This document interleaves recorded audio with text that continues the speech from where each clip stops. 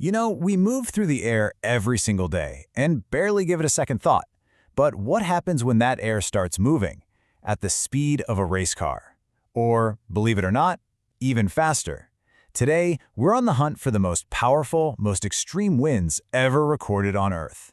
And the answers are going to take us to some pretty wild places, from remote mountaintops to the raging heart of monstrous storms. This quote just nails it, doesn't it? We're not talking about a breezy day that might mess up your hair. We're talking about a force of nature so powerful that the air itself becomes a weapon, capable of literally reshaping landscapes and wiping entire towns off the map in just a few moments. So that's our big question. To find the answer, we're kind of going on a quest to find the true champion of extreme wind. We're going to dig into the official records, we'll uncover some shocking contenders that actually defy measurement, and we'll even look at winds that, well, they don't even come from weather. Let's get into it. Okay, first step, let's talk about the official champs. These are the two fastest surface wind gusts ever measured and verified. Think of these as the gold standard, undisputed world records. For more than 60 years, this was it. The fastest wind ever recorded by humans. 231 miles per hour. I mean, that is faster than a Formula One car going flat out. And the craziest part? It wasn't in some epic hurricane or tornado. It happened on a single mountain in New Hampshire. So what on earth makes this one spot so special? Well, Mount Washington is basically a natural wind amplifier. It's in this perfect spot where different weather systems collide. But the real secret is the mountain's shape. It acts like a funnel or a nozzle on a hose, taking all that wind and squeezing it, forcing it to accelerate to absolutely unbelievable speeds. So after holding the title for 62 years, the Mount Washington record was finally broken. And it wasn't on a mountain, but right in the heart of a ferocious tropical storm. In 1996, Cyclone Olivia slammed into Barrow Island, Australia, and somehow, an anemometer, that's the device that measures wind speed, survived to clock a gust of 253 miles per hour. So how did Olivia do it? Well, the secret was something called a mesovortex. You can think of it as a small, super intense tornado spinning away inside the main storm. It's like a whirlwind within a whirlwind. This little vortex concentrated the cyclone's immense energy into one tiny, devastating point, and that's what produced that record-shattering gust. So here's what's so fascinating. When you put them side by side, our two official record holders were created by completely different engines. Mount Washington used the physical shape of the land, the topography, to mechanically squeeze the air. Cyclone Olivia, on the other hand, was a massive heat engine fueled by the warm ocean, which then spawned its own, even more intense mini-vortex. Two totally different paths to extreme power. But here's the thing. The official records, they only tell part of the story. There are winds out there that are so violent, so incredibly destructive, that no instrument we've ever built could survive to measure them directly. These are the real contenders for the crown.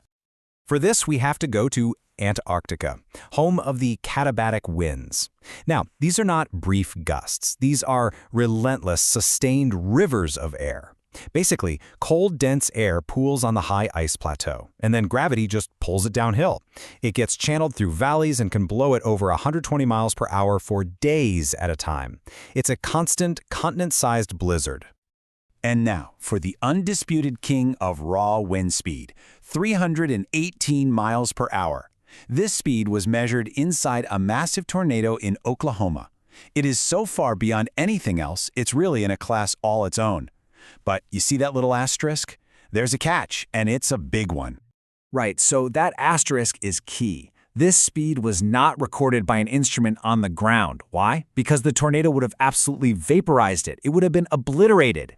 Instead, the measurement was taken remotely using Doppler radar, which can actually see the wind's velocity from a safe distance. So we know what happened, but it can't be the official surface gust record because nothing could have possibly survived on the surface to record it. So far, everything we've talked about has been driven by weather systems. But what if the most powerful winds on the planet don't come from weather at all? What if they come from the Earth itself? Okay, check this out.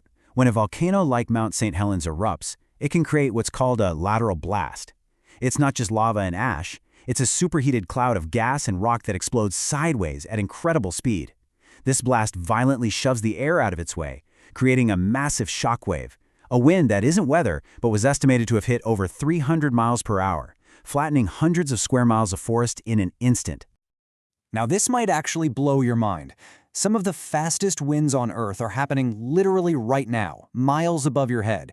The jet stream, that high-speed river of air that shapes all our weather, regularly flows at speeds over 250 miles an hour. Just look at that comparison. The winds way up there are as fast as the most powerful surface storm ever officially recorded. Look, this has been more than just a list of big, scary numbers. So why is it so important to understand the physics behind these mind-bending speeds? Well, because when you look at all of them together, they reveal the fundamental ingredients for atmospheric power.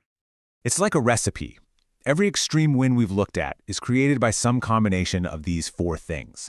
You need a big difference in air pressure to get things moving. You need an energy source like heat and moisture from the ocean. You need the spin of the Earth to get things rotating.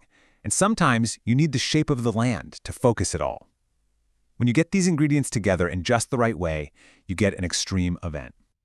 And this right here is the crucial takeaway for all of us. A warming climate is actively changing that recipe. Warmer oceans mean more heat and moisture. That's more fuel for cyclones. And changing temperature patterns can mess with the jet stream. We are, in effect, turning up the heat on the planet's entire atmospheric engine. So we have to end with this question. We know the physics, we know the ingredients that create these record-breaking winds, and we know that we are actively changing the balance of those ingredients on a global scale. So the question really isn't, what's the most powerful wind ever recorded anymore? The real question is, what new records are we in the process of creating right now?